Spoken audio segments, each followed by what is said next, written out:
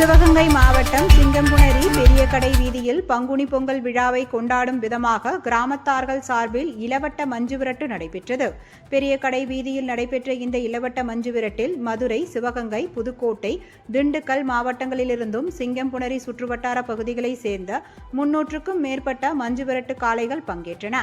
முன்னதாக செவுக்கு பெருமாள் ஐயனார் கோவிலிலிருந்து ஜவுளிகள் கொண்டுவரப்பட்டு கோவில் செவுக்கு பெருமாள் ஐயனார் கோவில் காளைகளுக்கு முதல் மரியாதை செய்து இளவட்ட மஞ்சு விரட்டை துவக்கி வைத்தனர்.